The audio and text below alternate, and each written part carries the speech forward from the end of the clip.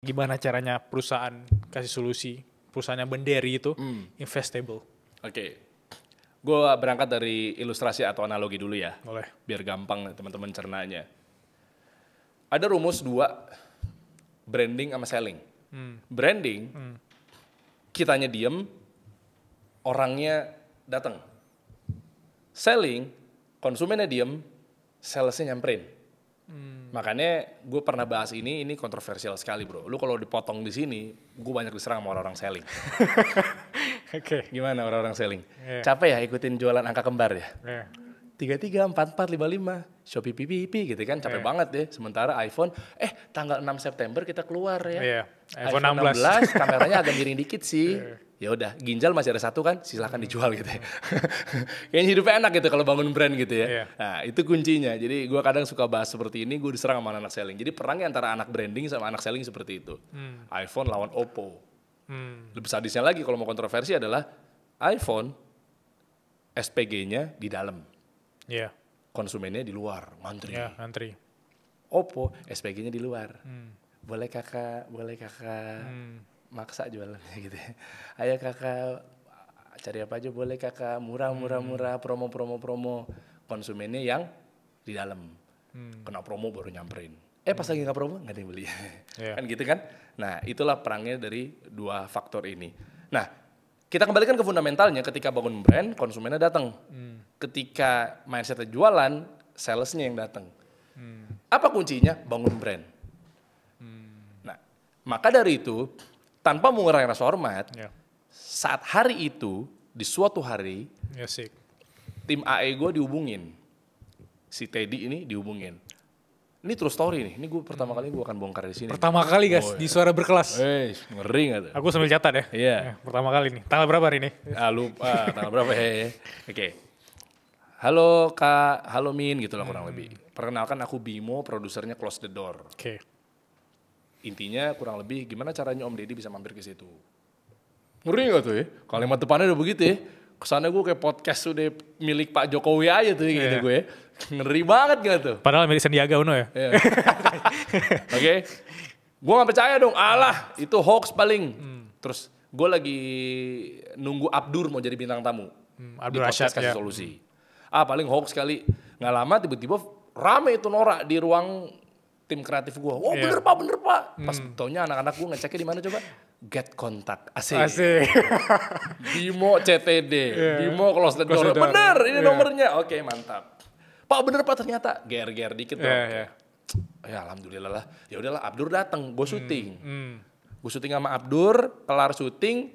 Yang kedua nih. Efek bangun brand lagi nih. Terus Teddy ngomong lagi. Pak tapi langsung ditetapkin nih. Ditetapinnya adalah langsung barter. Hari Kamis ya Om Deddy kasih solusi, hari Jumatnya Pak Dery ke Close the Door. Efek bangun brand bro. Ya, jadi kitanya diem, Om Deddy-nya datang. Sombong banget gue. Om Deddy. Efek bangun brand tuh. Jadi kita bukan kalau mungkin selling ya, kita bikin proposal, bikin PowerPoint, kirim email ke Close the Door Management. Gitu. Halo Kak, salam kenal. Pitching. Nah, karena itu mungkin efek ngebangun brand. Jadi maksa-maksa nyamperin investor untuk nginvest. Tapi kalau bangun brand, kita diem, investornya datang. Tuh magnetnya tuh. Jadi bener-bener the power of literally atau yang bener sesungguhnya lead magnet tuh begitu. Nah, nanti gue bocorin nih gimana caranya bangun brandnya. Gimana? Di mana bocorinnya? Nanti sabar.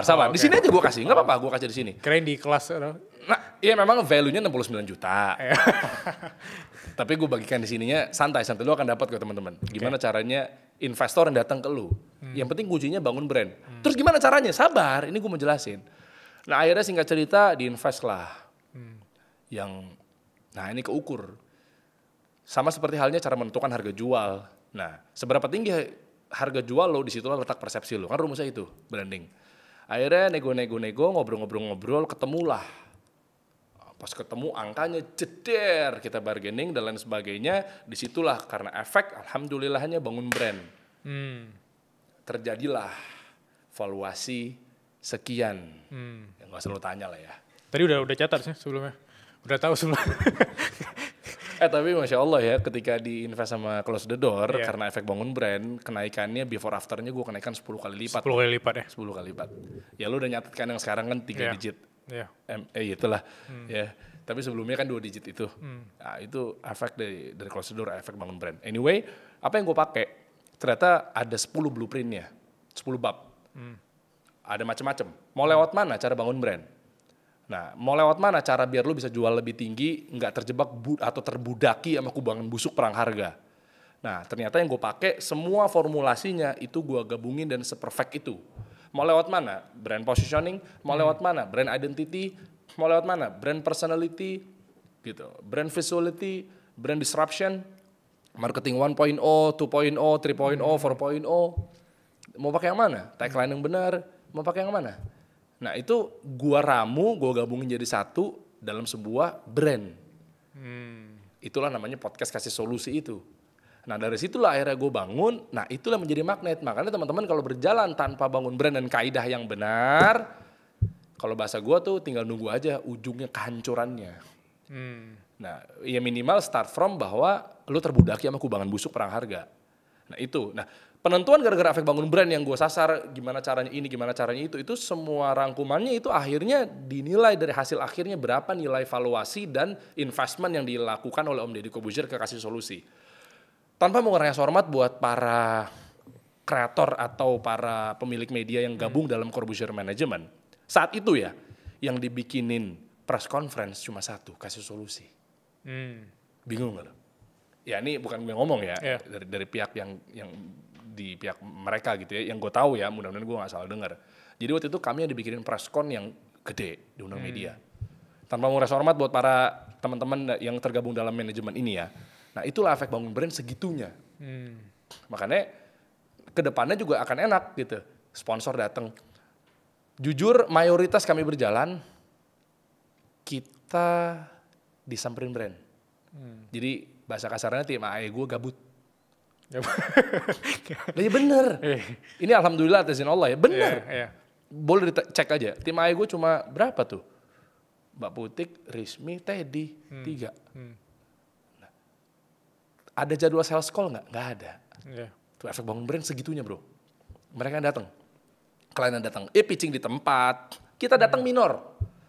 Kebanyakan mereka yang datang, nelfon, ngontak, ketemuan apa segala macamnya. Nah itulah yang kita pakai dari mulai simpel, gue bocorinnya gini. Dari mulai positioning, itu pun kita pakai podcast yang apa? Podcast yang ngomonginnya khusus bisnis. Bisnis yang mana? UMKM tengah makro, oke UMKM. UMKM yang mana? Konvensional apa syariah? Syariah. Itu pun kerucut. Dari mulai kenapa biru, dari mulai kenapa namanya kasih solusi, dari mulai kenapa tagline-nya kita kasih solusi. Gitu. Dari mulai kenapa bukan ngomonginnya podcast bisnis secara produk, tapi kita ngomonginnya adalah secara tagline atau secara slogan atau secara campaign. Kita kasih solusi buat para pengusaha agar bisnisnya jalan, ownernya jalan-jalan. Itu kan definisi autopilot. Yang kita pakai pun itu pakai marketing 2.0 ke atas. Jadi semua elemennya kita rangkum dalam bagaimana blueprint ilmu branding yang tepat dan ilmu marketing yang tepat. Akhirnya kita petahin selama 3 bulan, baru kita launch episode pertama Kasih Solusi. Bahkan blueprintnya adalah 5 tahun ke depan kita udah susun. Travel umroh tuh dan lain sebagainya itu udah kita petahin. Tapi belum kita announce.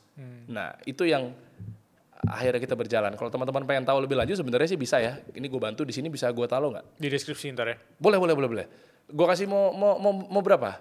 Perjalanan gue, lu nggak perlu belajar sampai 19 tahun nggak apa-apa, tenang aja. Tapi gue kasih shortcutnya aja, cuma mau berapa nih Gus? Mau 18 juta, 60 juta? 60 juta value-nya ya, 60 juta ya. Tapi kalau lu mau cek awal-awal, gue kasih free dulu aja nggak apa-apa. Jauh dong. Iya, atau tapi gini aja, kita kasih 50%. boleh, terserah.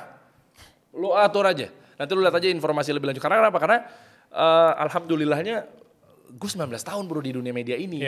Nah makanya kita udah ngerasain jatuh bangunnya, berdarah-darahnya, kita ngemis ke investor, bikin deck, bikin proposal, sebegitu dimuntahinnya dan seterusnya. Nah makanya efek bangun brand itu yang akhirnya gue dapat ilmunya dari guru-guru gue, Pak Bi dan lain sebagainya gitu ya. Itu yang menjadikan kami diem, konsumennya nyamperin.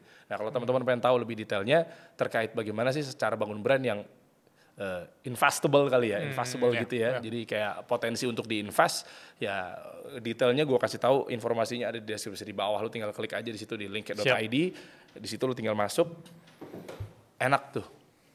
Keren. Banyak kok, lu tahu NR House gak sih Nurdin?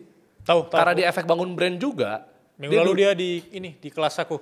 Iya kan? Ngisi kelas. Nah, orang-orang yang bangun brand pasti lihat deh secara revenue, secara omset sehat.